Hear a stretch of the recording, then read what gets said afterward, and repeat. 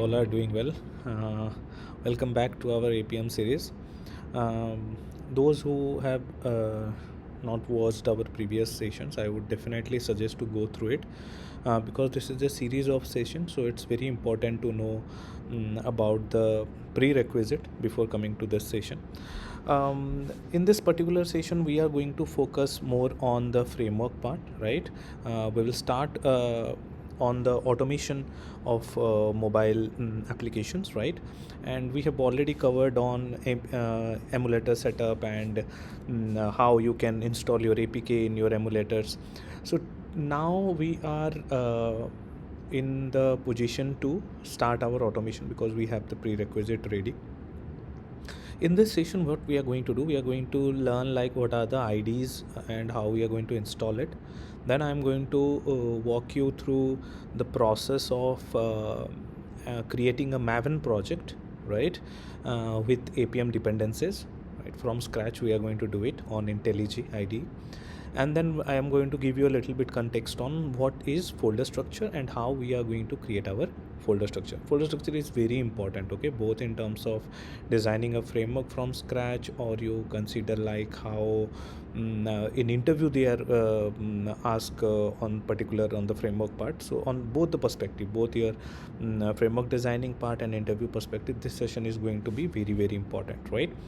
So when we talk about automation, we are going to use Appium, right? So for that we need an ID where we are going to write our test scripts, right? So as an ID we are going to use IntelliJ. There are usually two IDs, one is IntelliJ, one is Eclipse. Both are pretty much good to use, okay, whichever you are comfortable you can use that, but I would definitely ask you to try both of them, okay, because we are not sure which one your future company will use or your current company is using, right? But I'm going to provide you a demo in IntelliJ because IntelliJ is quite the one which most of the organizations are using, right? So first thing what you need to do, you need to install the IntelliJ. How you are going to install the IntelliJ? You need to download the IntelliJ Community Edition. For if you are using Windows, I'm going to show you steps for both Windows and Mac, okay? For Windows, what you need to do, you need to go to this particular link, okay? You need to go to this particular link, right? Once you reach over here, you need to just download this one, okay? If you can see over here, they have given us options for Mac OS and Windows, and we are talking about Windows. So and always try to download the community version, right? You just download this community version, right? Once it gets downloaded, what you need to do, you need to double click on the downloaded file and open the IntelliJ Community Edition. The point you need to note down over here that the version you are going to select is Community Edition, okay? It is free, right? So you don't have to pay anything over here. After that, you just need to follow the installation steps. Just click on next, and after that it will be done. It's not that much a big deal, right? In Mac also the process is pretty much similar. The link I have shown you, you need to go to that particular link. In the Mac OS, you need to download this one, okay, Community Edition. You need to download it and then you can start using this one, okay? If you can see over here, Community Editions is kind of free, right? You are not going to try Ultimate would be the paid one, okay? So here also steps are pretty similar. Download it and then just drag and drop to the application folder, right? Once you drag and drop to the application folder, your installation would be completed. All right, so once you complete your installation, just open your IntelliJ, okay? Once you open your IntelliJ, okay, what you need to do, once your IntelliJ is up and created, you need to create a Maven project with Appium as dependency. Now how we are going to do that, let me show you that thing, okay? This is my IntelliJ, okay? I am going to create a new project, okay? Just click on new, and what I'm going to do, I am going to create a new project, right? I am just in my IntelliJ IDE, click on file, right, new, and this project, click on this project, give it a name, okay? For example, we are doing mobile automation, right? So I'm going to give it a name as mobile automation, right? Mobile automation lambda test, right? Or we can give any name you can give, okay? I'm just giving mobile automation lambda test. The JDK and one, let it be in that way, okay? Don't change anything. I am going to use Java version 11, so I'm not going to change it. If you want to change, you can change it, but I would suggest let it be on the default one.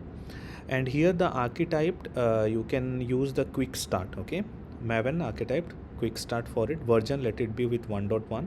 okay, those are the options you need to select. Okay, whenever you create a new project, and we are creating a project with Maven, right? Why we are using Maven? Because through Maven we are going to define our dependencies. Right now, what is dependency management? I will give you a little bit of context on that part also. So I'm going to create a project, right? New window. The new project has been created, right? So if I will take you over here to mobile automation, you must have seen there is a default folder that has been already created, right? Inside there is one folder called as SRC. Inside that there is one main and one test, right? This is the default one that has been created. And the best part is, whenever you create a Maven project, there will be default pom.xml, right? That is created default one, right? Here if you focus over here, there is one group ID, artifact ID, version and packaging. Let it be whatever it has been mentioned, just keep it in that way as of now. The name, if you want, you can change. This is the name that we have given, right? The project name. The same one is reflecting over here, and there is a default dependencies which comes over here. This default dependencies is kind of with JUnit.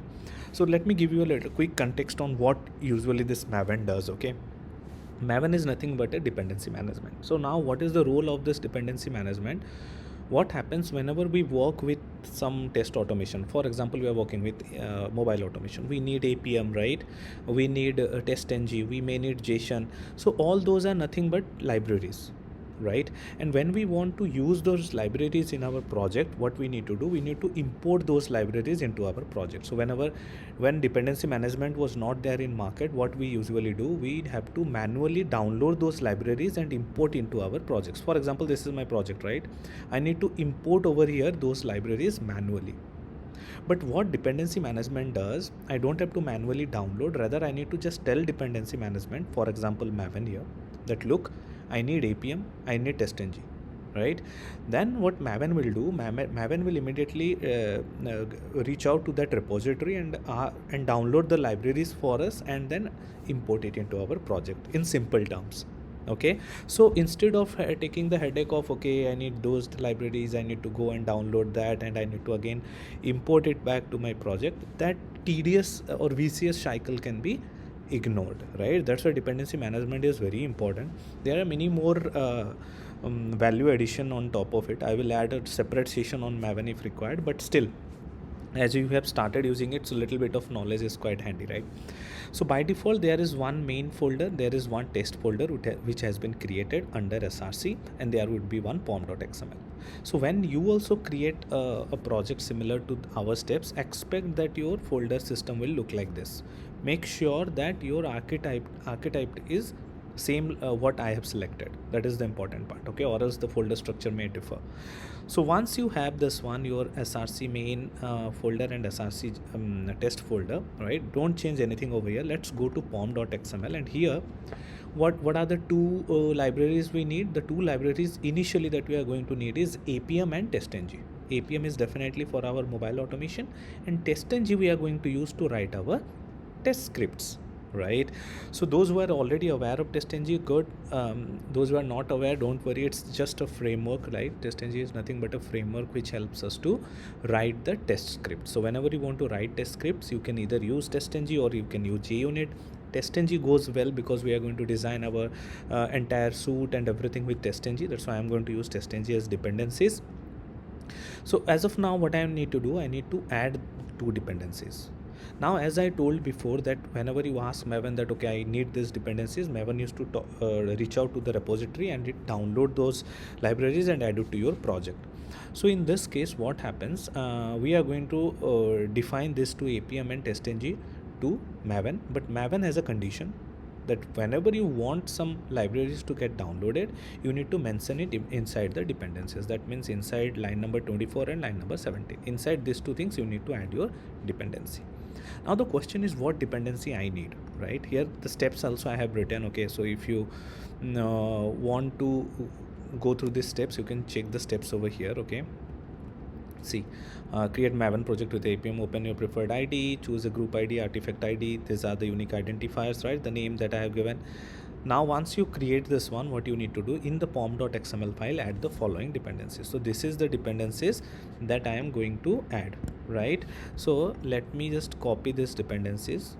I will share this one so you can also use this, okay, don't worry. So I am going to paste this one into my IntelliJ idea, right? I am going to paste it over here, right? Dependency,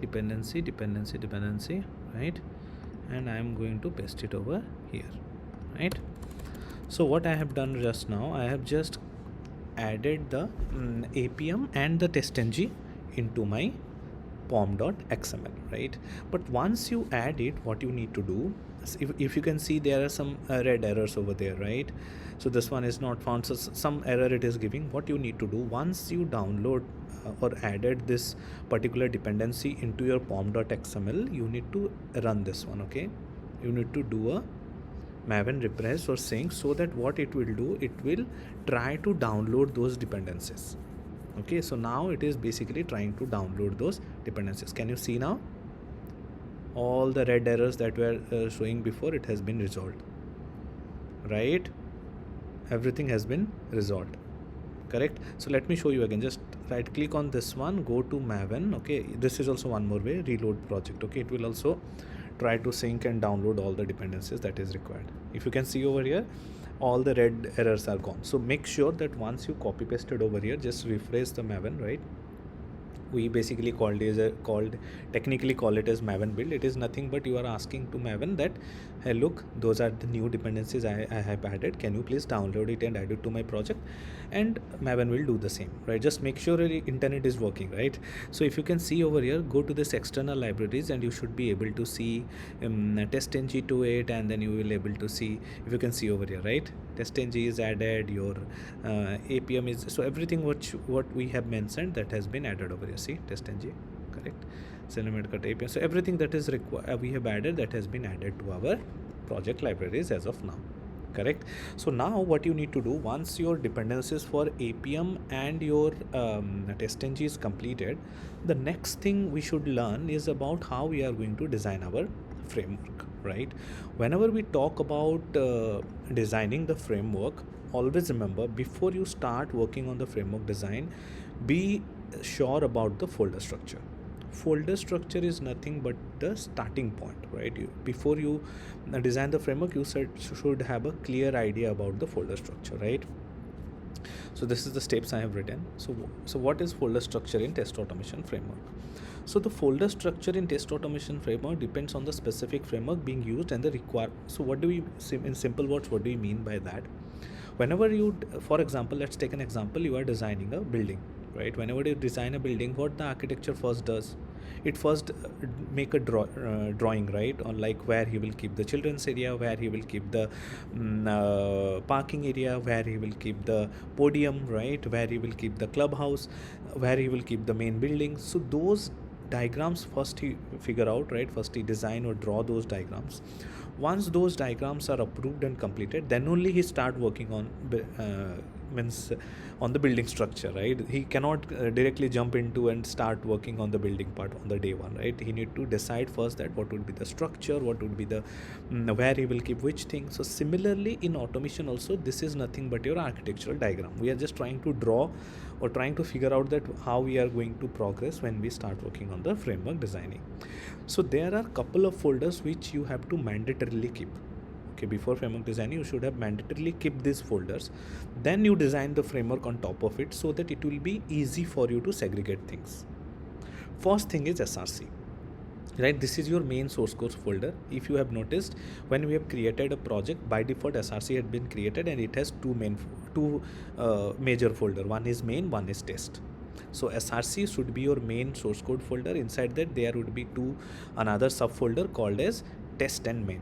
Test folder is nothing but it is a subfolder of SRC, and it will contain your test scripts, right? If you have noticed here, the same line, it has been mentioned that this folder contains the test cases. So all your test scripts will reside inside this test folder, which is a subfolder inside your SRC. So there will be one main folder called as SRC. Inside that there will be two subfolder. One subfolder is your main, another subfolder is your test.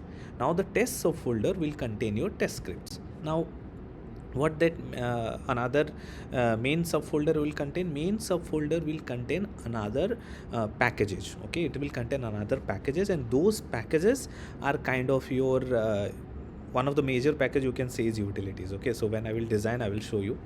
The next important thing is test data. Test data should definitely present in your folder structure. Test data is nothing but a folder where we are going to keep our test data. For example, you are using Excel sheet, right? Then you should have a Excel sheet inside this test data. And usually what we do, we keep this test data inside our resources folder. If you can see point number 7, resources folder contains additional resources like tests such as images, videos, audio files, and best practice is keeping your test data inside the resources. So if you have noticed in our IntelliJ, I'm going to work on it parallelly so it will be easy for you to understand. So what I'm going to do, I'm going to create a resources folder over here. Okay, directory, okay, and resources. I'm going to name it as resources, right? Once you create this resources, inside this I'm going to create a subfolder, right, which will be my test data. So now all my test data, maybe I'm using JSON file for test data or Excel file for test data, everything will go inside this test data folder. That's why what we do, we create a resources folder, and inside that we create our test data folder, right? It would be easy to manage. When we will keep on adding different things inside our framework, you will see how this particular resource folder will go is going to be very much handy, right? Okay, so now the test data will reside inside our resources folder. So point number 3 and point number 7 are somewhere related. The second one will be reports.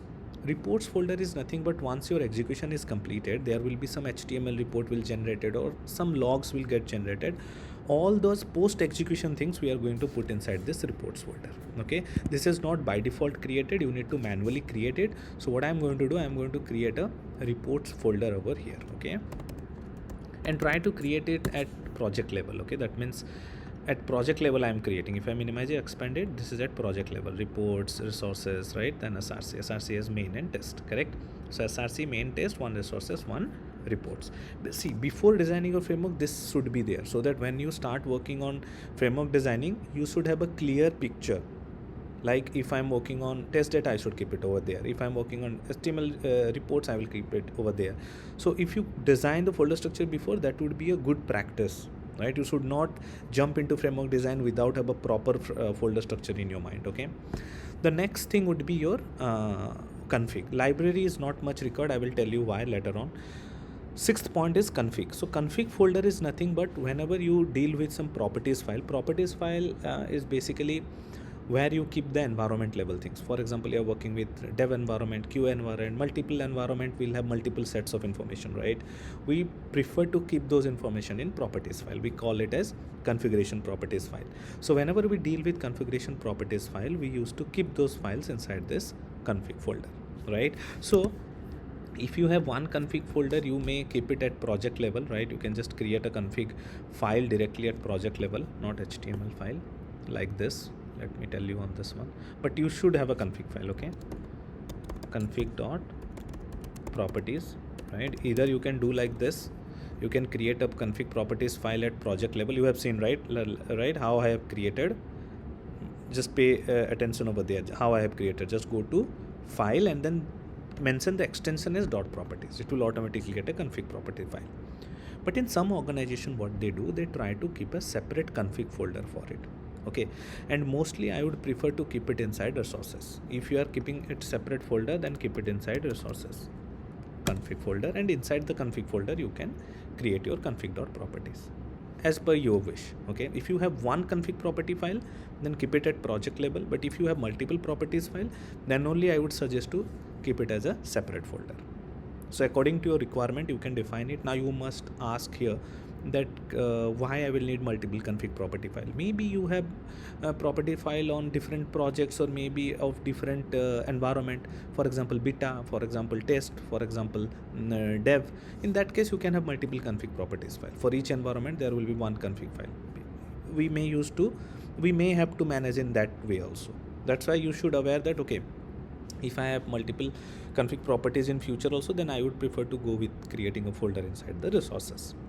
Now what this library usually does, okay, this library is nothing but a folder where we keep third-party libraries. So whenever we have to integrate some third-party libraries into our framework, we prefer to put it inside the lib folder. So now when I say third-party libraries dependencies, exactly what I mean. For example, you are working with TestRail for your manual test case, and after your automation execution, you want to update the execution report in TestRail. For that, you need to write a test class. You need to write a Java class which will help to integrate your framework with TestRail APIs. In that case, this library folder will be handy because that class will reside inside this library folder. That's why we call this folder contain third-party libraries or dependencies required by the framework or test. Right now, that is all about our config part, right? So library also, as I explained, library and config, these two are kind of sometimes called as optional, because as I told, config you can also create at project level, right? And library, whenever you have third-party integration or any external dependencies, then only you will go for lib folder. Usually what we do when we talk about lib folder, you can create it either inside your main folder also, or else you can create it at project level also, as you wish, but I would prefer to create inside this SRC. Okay, but we always don't need it, right? So that's why we don't have to worry much about it. Now we are going to the most important part, that is utils folder. Utils folder is the one which you need to explain properly in interviews also, and this is the folder where you are going to manage most of your common functions. When I say common functions, that means those functions are not specific to your project.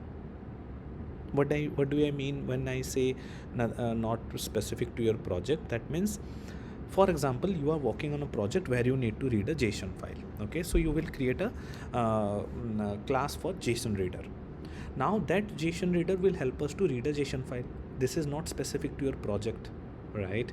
So maybe another project can also consume it, right? Let me give you another example. Excel reader. You want to read Excel. You want to connect to database. You are creating a class for database connection. All those common functions which are not specific to your project will reside inside this utils folder. Why this utils folder is very much important? Because this util folder can also be consumed by other projects, right? So whenever you try to create something which have the possibility to be consumed by other project, the ROI of that thing will be exponentially increased. ROI means return of investment. So that's why most of the projects put much focus on this utility folder, because if your utility folder is good enough, it will not only help you to manage your framework efficiently, rather it will also give you an opportunity in future that other projects may also consume that particular section, right? If you are creating HTML reader, if you are creating a JSON schema validation section, right? All those things are common, right? You can wisely decide like, okay, those are the things which I will keep my utility folder, and maybe in future if required I can easily make it shared with other projects. Now those are the higher level of folders. Now let me show you how you can create this one. Okay, you need to keep your utility folder inside main, right? Before we do that, let me try to reshape those folders a little bit. Okay, whatever I have explained, the 7 to 8, those are mandatorily you should have those things in your projects, okay, except lib is may or may not, and as I told, config is kind of conditional. Rest of the folder you should have, must have. Now when I say must have, that means whenever you are in a position where you need to approve some framework designing or something, you need to make sure that those minimum things are present. Okay, those minimum things should be present. Got it, right? Okay, so now let me tell you how you can add utility. Before that, those has been defaultly created, org example, right? So let me remove this one. You guys can also remove this. Okay, just remove this one. Okay, I'm removing those things. Just remove org also, we don't need it.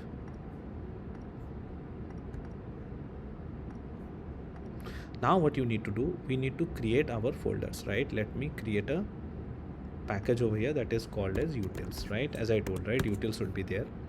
Similarly, there are 3 more classes that we usually keep. Okay, as in our next session we are going to learn about page object model. So before that only, some are the mandatory packages that we create. One is our core.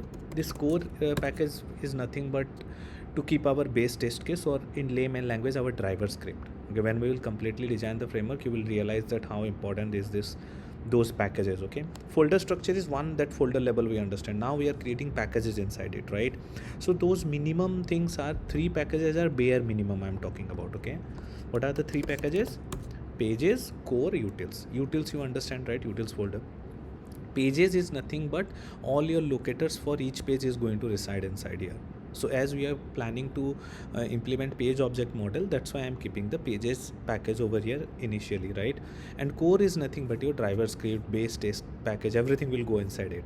Everything that will help you to initiate your test script is going to be inside your core package, right? There is one more I'm going to create, that is called as helper package.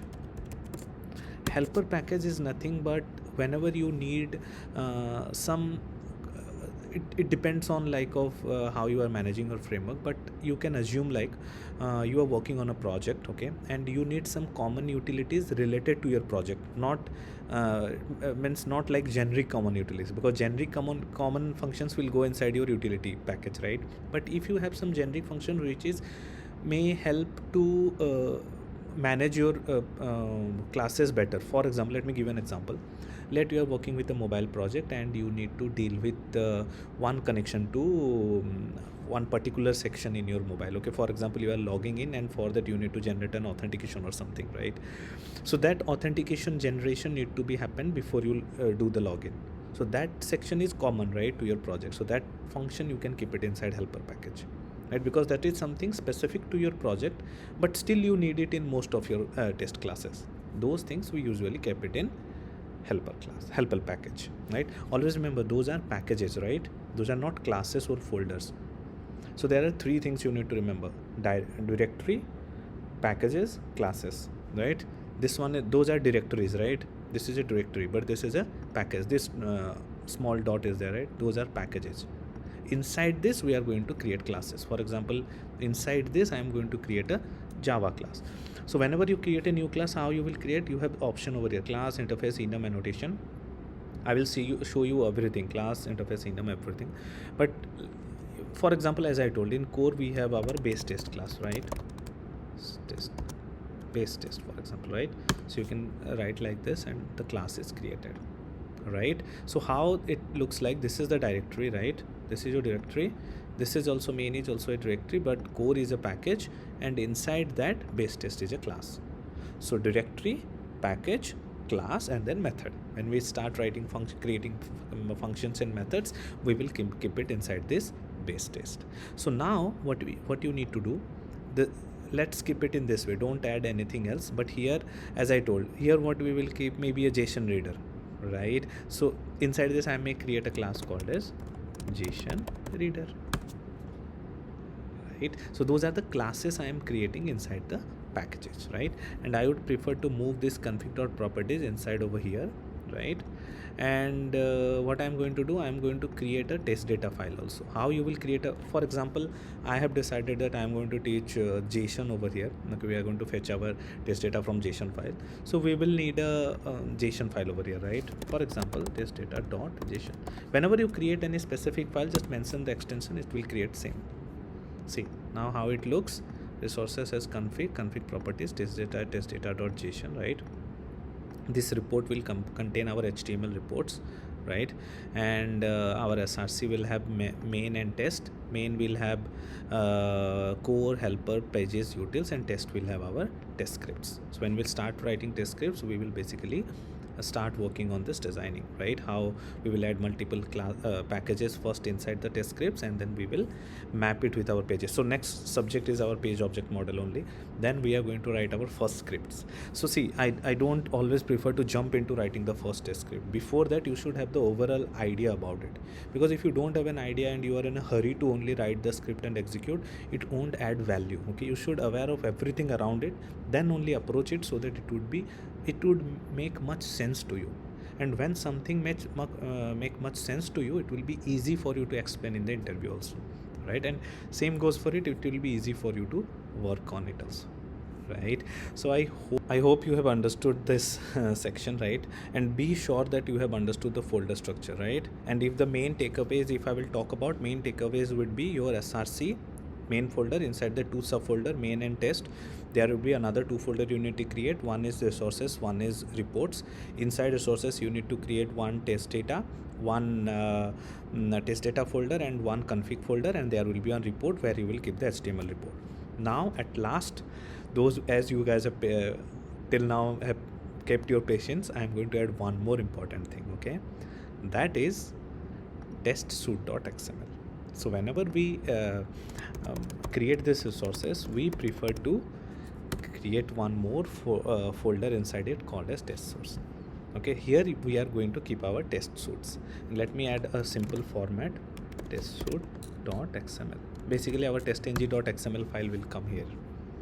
So this folder structure is like an ideal folder structure, okay, where you have one resources, inside that config, test data, test suite, one reports folder, one src, main and test, inside main, core, helper, pages, utils, and test will keep your test scripts. This has been added much value, right? You have got a bare minimum idea like how folder structure works, and I would suggest to go through the previous 4 videos, right? Because in our next videos, when we start working on writing our test scripts, all those sessions need to be watched in sequence, okay? Don't watch like random sessions, watch in sequence, okay? So the sequence has been mentioned in the description section, and I would request you to start creating means how we are progressing. You should also start creating of your own in your local machine, okay? Don't forget to do that, because if you don't practice with me, it would be difficult for you to understand. If you have any doubts, you can put it in the comment section, or you can reach out to me on LinkedIn, that is Siddharth Shukla, right? You can try on LinkedIn and you can ping me over there, or you can arrange a call with me on TopMate, whichever is feasible to you. But try to put it in the comment section. I will try to answer as much as possible. And thanks to definitely Lambda Test, who are supporting us and helping us to teach those important topics, and it would be easy for everyone who are trying Appium newly, right? And I hope I am doing my best to help you folks to understand Appium and implement it. And those who are looking for any blogs or learning, then you can definitely follow us, Lambda Test, over here, and do subscribe to their YouTube channel, so whenever I create next one, you will get it. And there are some certifications also they are providing, which are worth to mention on your resume, so do try and check those. And let's meet in our next session. Till then, take care, bye bye. And I'm requesting you to give it a try, at least create the folder structure on your local machine. Okay, take care, bye bye.